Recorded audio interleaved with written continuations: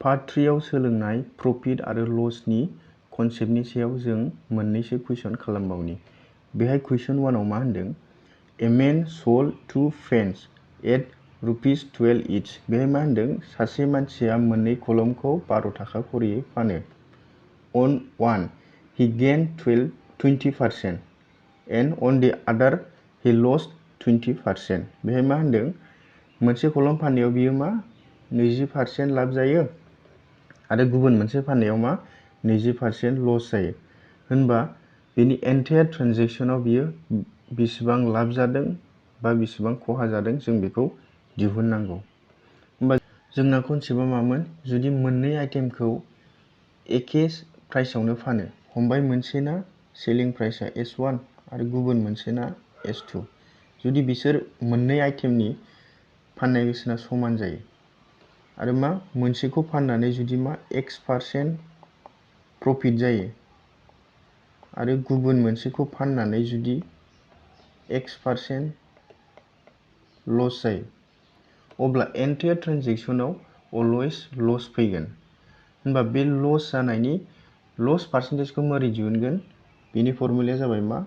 Loss percentage is equal to x square by 100%।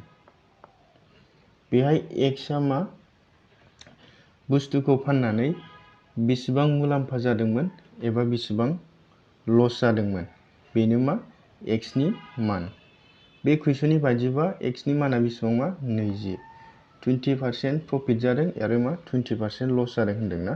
बेनिखायनो मा जों एक्सनि जायगायाव 20खौ बहायनोसै। बा बेयाव 20 बहायोबा 20 स्क्वायर डिवाइडेड बाय 100%। 20नि स्क्वायरा बेसेबां जायो? 400। 20नि स्क्वायरा बेसेबां जायो? 400। 400 डिवाइडेड बाय 100%।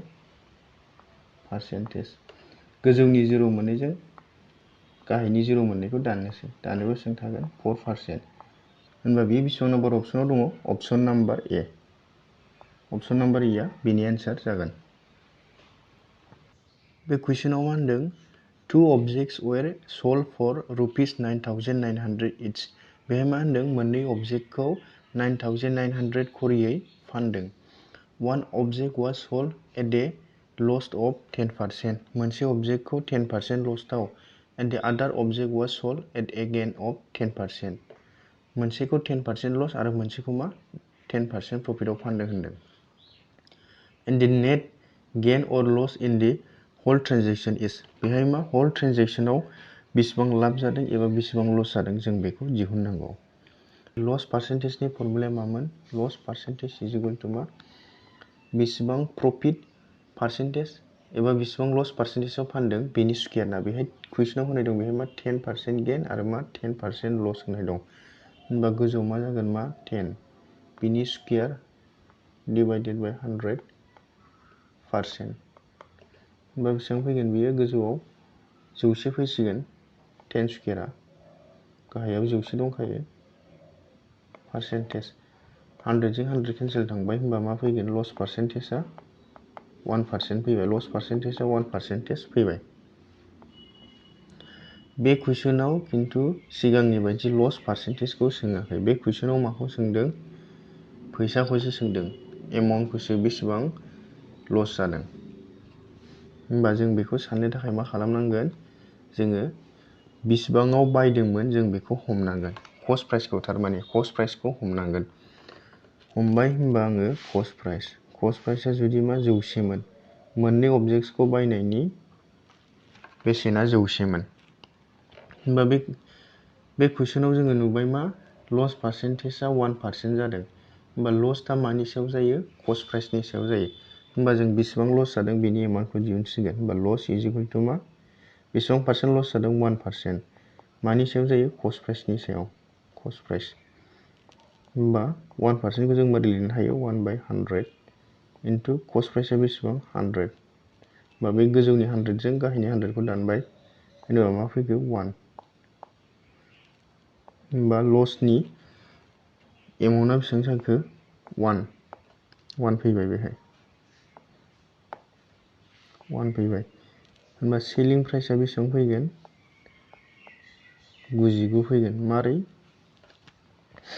100 नि बायनानै जुदि 1 लसआव फानोबा बेसेबां फैगोन 99 जागोन ना जाया 100 माइनास 1 ओंखायनो बेयाव मा 99 फैदों दानिया कुइसनाव मा बे 99 नि भेल्युखौ कुइसनाव बेसेबां होदों जोङो 9900 खरियै फानदों मोननै अबजेक्टखौ होनबा गासै फाननाय बेसेबां जागोन बिसोर मोननैखौ दाजाबानो जाबाय 9900 खौ खननै दाजाबानो जाबाय मानो होननानै बुङोबा मोननै अबजेक्ट दं नालाय 18 9 9 18 19 होनबा बेसेबां जाखो 19800 होनबा जों 1 इउनिटनि भेल्यु दिहुनसै 1 इउनिटनि भेल्यु दिहुनोबा 19800 खौ 99 जों रानबानो जाबाय बेखौ बेजों रानोबा बेसेबां फैगोन 19800 खौ 99 जों रानोबा बेसेबां फैगोन 200 फैगोन होनबा मा 1 इउनिटनि भेल्युआ बेसेबां फैगोन 200